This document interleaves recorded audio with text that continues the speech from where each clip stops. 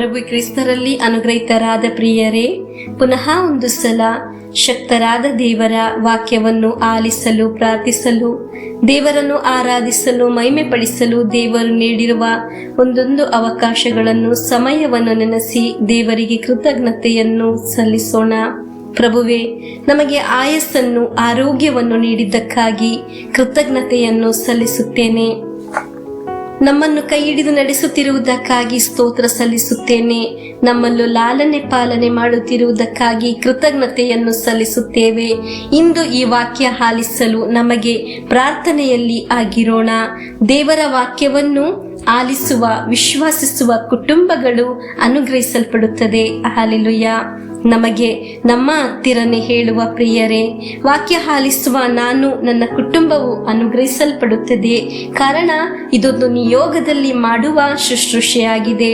ಒಂದು ನಿಯೋಗದಲ್ಲಿ ಆಗಿದೆ. ನೀವು ಸಹ ಆಲಿಸುವುದು ನಿಮಗಾಗಿ, ನಿಮ್ಮ ಮಕ್ಕಳಿಗಾಗಿ, ನಿಮ್ಮ ತಲೆಮಾರಿಗಾಗಿ. ಈ ವಾಕ್ಯವನ್ನು ವಿಶ್ವಾಸಿಸಬೇಕು.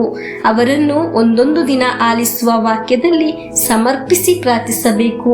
ಮಕ್ಕಳು ದೇವರು ಅನುಗ್ರಹದಲ್ಲಿ ಬೆಳೆಯಲು ಸಾಧ್ಯವಾಗಿಲ್ಲವಾದರೆ ಅದು ನಮಗೆ ಬಂಧನಕ್ಕೆ, ನೋವಿಗೆ, ಕಣ್ಣೀರಿಗೆ ಕಾರಣವಾಗುತ್ತದೆ. ಅವರು ಅನುಗ್ರಹಿಸಲ್ಪಡಬೇಕು, ಕೃಪೆಯಲ್ಲಿ ಬೆಳೆಯಬೇಕು. ಅವರು ನಮ್ಮ ಕುಟುಂಬಕ್ಕೆ, ಭವಿಷ್ಯಕ್ಕೆ ಅನುಗ್ರಹವಾಗಬೇಕು.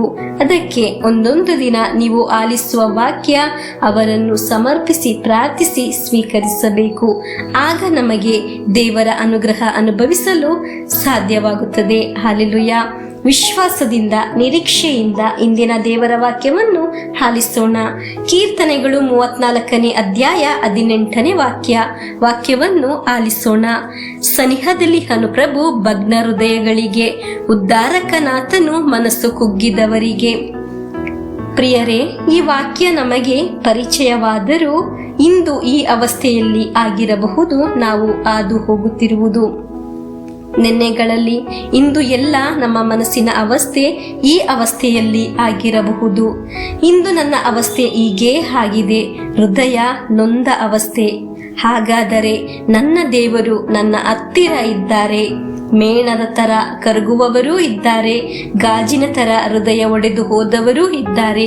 ಪ್ರಿಯರೇ, ಹಲವು ಕಾರಣಗಳಿಂದ ಈ ಅವಸ್ಥೆ ಒಬ್ಬೊಬ್ಬರಿಗೆ ಉಂಟಾಗಿದ್ದು. ಒಂದು ಸಮಯ ಕೆಲವರು ಹೇಳುತ್ತಾರೆ, ನಾನು ಯೋಚಿಸಿದ ರೀತಿ ತಲುಪಲು ಸಾಧ್ಯವಾಗುತ್ತಿಲ್ಲವೆಂದು, ನನ್ನ ಜೀವನ ಒಂದು ಸಮುದ್ರದ ಮಧ್ಯೆಯಾಗಿದೆ ಎಂದು. ಕಠಿಣ ಹಣಕಾಸು ಸಮಸ್ಯೆಯಿಂದ, ಆಗಾಗ ಬರುವ ದುರಂತಗಳಿಂದ, ಒಂದರ ಹಿಂದೆ ಒಂದು ಬರುವ ಸೋಲಿನಿಂದ ಹೃದಯ ಮುರಿದವರು, ಮನಸ್ಸು ನೊಂದವರು ಇದ್ದಾರೆ. ಕುಟುಂಬದವರನ್ನು ನೋಡಿ ಮದ್ಯಪಾನ, ಧೂಮಪಾನ, ದುಶ್ಚಟದಿಂದ ಗುಲಾಮರಾಗಿರುವವರನ್ನು ನೆನೆಸಿ ಹೃದಯ ಮುರಿದವರು, ಮನಸ್ಸು ನೊಂದವರೂ ಇದ್ದಾರೆ. ಸಾಲದಿಂದ, ಜಪ್ತಿಯಿಂದ, ಕೋರ್ಟ್ ಕೇಸಿನಿಂದ ಹೃದಯ ಮುರಿದವರು, ಮನಸ್ಸು ನೊಂದವರು, ಮಕ್ಕಳನ್ನು ಕುರಿತು ಅವರ ಭವಿಷ್ಯವನ್ನು ನೆನೆಸಿ ಕುಗ್ಗಿ ಹೋದವರೂ ಇದ್ದಾರೆ. ಪ್ರಿಯರೇ, ಈ ರೀತಿಯಲ್ಲಿ ಯಾವ ಕಾರಣದಿಂದ ಆಗಿದೆ ನಿಮ್ಮ ಹೃದಯ ಮುರಿದು ಹೋಗಿದ್ದು, ಮನಸ್ಸು ಕುಗ್ಗಿ ಹೋಗಿದ್ದು?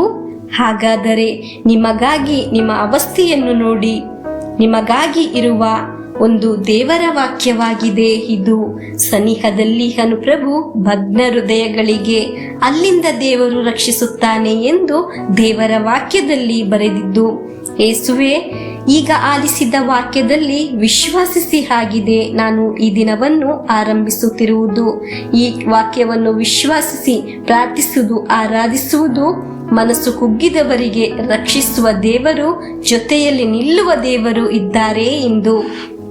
ನೊಂದ ಹೃದಯದವರಿಗೆ, ಮನಸ್ಸು ಕುಗ್ಗಿದವರಿಗೆ ಹೇಳಿ, ನಾನು ಇಂದು ದೇವರು ರಕ್ಷಿಸುತ್ತಾರೆ ಎಂದು ವಿಶ್ವಾಸಿಸಿ ಸ್ವೀಕರಿಸಿ ಪ್ರಾರ್ಥಿಸೋಣ.